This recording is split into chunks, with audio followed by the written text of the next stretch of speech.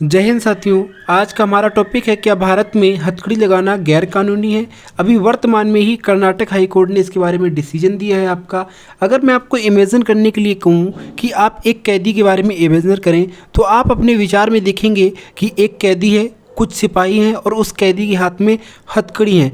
इसी हथकड़ी से संबंधित हमारा विषय है और देखते हैं कि कर्नाटक हाई कोर्ट ने इसके बारे में क्या डिसीजन दिया है। कर्नाटक हाई कोर्ट में एक मुद्दा गया, उस मुद्दे को हम लोग सुप्रीत ईश्वर दिवाते बनाम कर्नाटक राज्य के नाम से जानते हैं। ये हथकड़ी लगाने पर महत्वपूर्ण फैसला लिया गया है। पराक्रम लिखित संविधान अधिनियम 1881 के तहत गिरफ्तार किए गए छात्र ने मानहानि का मुकदमा लगाया है। इस पर उच्च न्यायालय ने 2 लाख रुपए का मुआवजा देने का आदेश दिया है और साथ ही कर्नाटक उच्च न्यायालय ने आदेश दिया है कि अगर राज्य सरकार चाहे तो अपराधी पुलिस ऑफिसर से उस राशि को वसूल सकती है और उसके साथ में कर्नाटक के लिए अन्य दिशा निर्देश भी जारी किए हैं। निर्देशों में पहला पॉइंट बोला गया है, किसी भी व्यक्ति को हथकड़ी नहीं लगाई जाएगी। हथकड़ी लगाने की आवश्यकता को रिकॉर्ड किया जाएगा। इसका कहने का मतलब होगा, यदि आपको हथकड़ी लगाना अति आवश्यक है तो उस आवश्यकता के हिसाब से आपको उसको लिखित रूप से रिकॉर्ड के रूप में रखना पड़ेगा। सेकंड पॉइंट है, हथकड़ी से संबंधित जांच की जिम्मेदारी संबंधित न्यायालय की है और उसकी वैधता का निर्धारण भी संबंधित न्यायालय ही करेगा। थर्ड पॉइंट बोला है, पुलिस प्रशासन के रिक्त पदों को भरा जाना, जिससे पुलिस की क्षमता मजबूत हो सके। हमारे भारतीय संविधान के अनुसार हथकड़ी से संबंधित क्या क्या प्रावधान है उस पर हम लोग चर्चा करेंगे। पहला, आपके नियम के अनुसार दंड प्रक्रिया संहिता 1973 की धारा 49 के अनुसार कहा गया है, गिरफ्तार व्यक्ति पर अनावश्यक प्रतिबंध नहीं लगाए जाएंगे।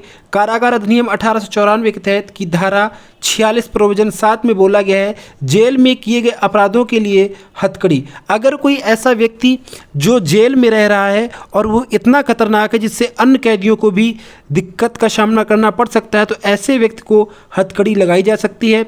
और यहीं पे दूसरा पॉइंट बोला गया, महिला कैदी या सिविल कैदी को जो सज़ा में है उनको हथकड़ी का प्रयोग नहीं कर सकते हैं। और इसी की धारा 56 में बोला गया है, जेल अधीक्षक राज्य सरकार के नियमों के अधीन अन्य कैदियों की सुरक्षा के लिए हथकड़ी लगा सकता है।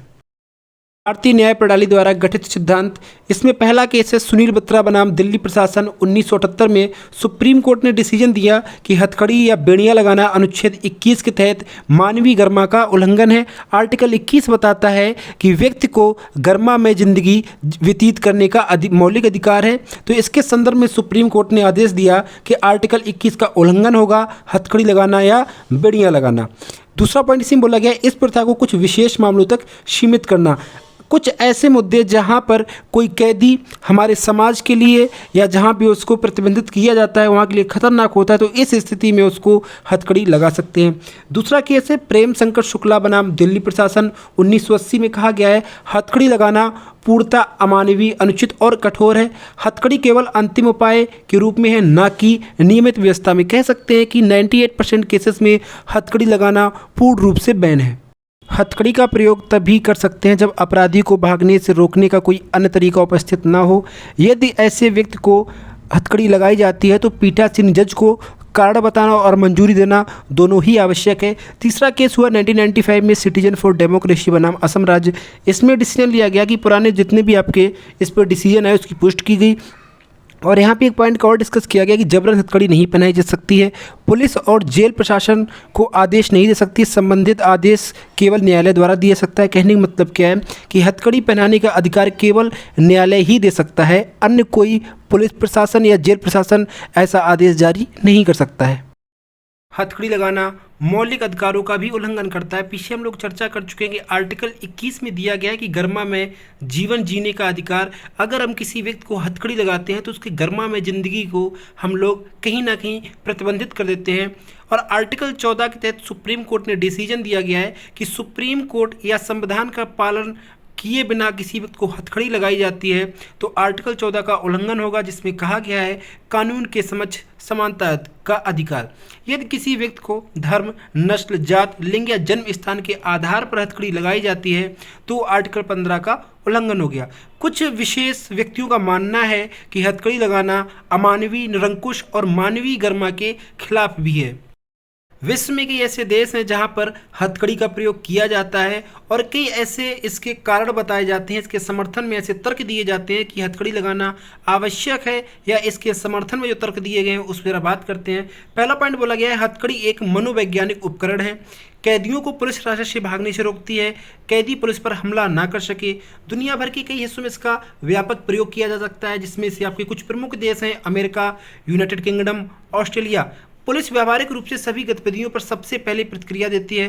सुरक्षा की अधिक आवश्यकता है क्योंकि पुलिस विभाग ही सबसे पहले दोषी व्यक्ति को पकड़ने की कोशिश करती है, इससे उसको जान माल का खतरा हो सकता है। इस चीज़ से बचाव के लिए अपनी प्रतिक्रिया के रूप में उसको हथकड़ी लगाने के अधिकार दिए गए हैं, ऐसे समर्थन में तर्क दिए जाते हैं।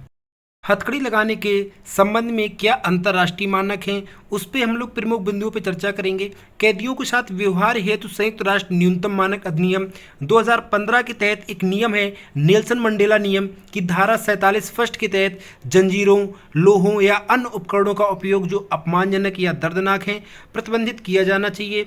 और इसी की नियम 2 में बोला गया है कि आवश्यकता पड़ने पर हथकड़ी का प्रयोग कर सकते हैं यदि कोई कैदी समाज के लिए खतरनाक है या पुलिस की गिरफ्त में होते हुए अगर उसको हथकड़ी नहीं लगाई जा सकती है तो पुलिस के लिए भी वो खतरनाक स्थिति पैदा कर सकता है, या जेल के अंदर अन्य कैदियों के लिए खतरनाक स्थितियां पैदा कर सकता है, तो ऐसे व्यक्ति को हथकड़ी का प्रयोग भी कर सकते हैं।